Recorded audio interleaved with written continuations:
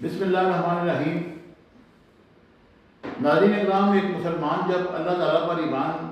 رکھتا ہے اور اللہ کے نبی کو آخری نبی مانتا ہے تو سب سے پہلے اس کا جو کام ہے وہ نبی پاک صلی اللہ علیہ وسلم پہ درود بھیجنا ہے،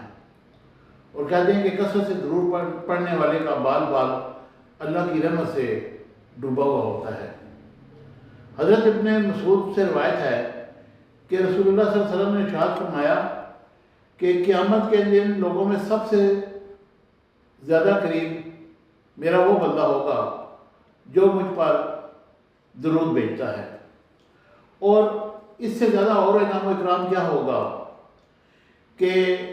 جس کے آنکھ اور جس کے کان میدان حشر میں نامہ اعمال میں دو چیزیں کثرت سے ملیں گی، ایک سب سے زیادہ درود پڑھنے والا اور دوسرا استغفار کرنے والا، کیونکہ ان افراد کو جو استغفار کرتے ہیں اور نبی پاک صلی اللہ علیہ وسلم پر درود بھیجتے ہیں تو ان کو نبی پاک کی تائید اور توجہ شامل حال ہو جاتی ہے، اس لیے درود پڑھنے والے کا ہر کام آسان ہو جاتا ہے۔ اللہ تعالیٰ کی طرف سے کثرت رحمت کی وجہ سے اس بندے کی زندگی اس پر نہایت آسان اور راحت والی ہو جاتی ہے، کیونکہ کثرت سے درود پڑھنے والے کا بال بال اللہ تعالیٰ کی رحمتوں میں ڈوبا ہوا ہوتا ہے۔ اس وجہ سے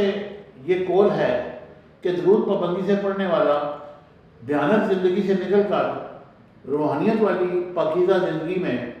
داخل ہو جاتا ہے۔ اس لیے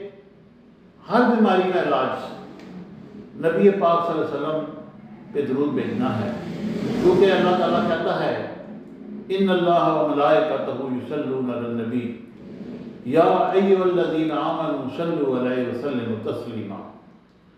اللہم صلی علی سیدنا و مولانا محمد و علی آل سیدنا و مولانا محمد مبارک وسلم وصلی علیہ۔ اس لیے یہ یاد رکھیں کہ درود پڑھنے سے انسان وہ منزلیں حاصل کر لیتا ہے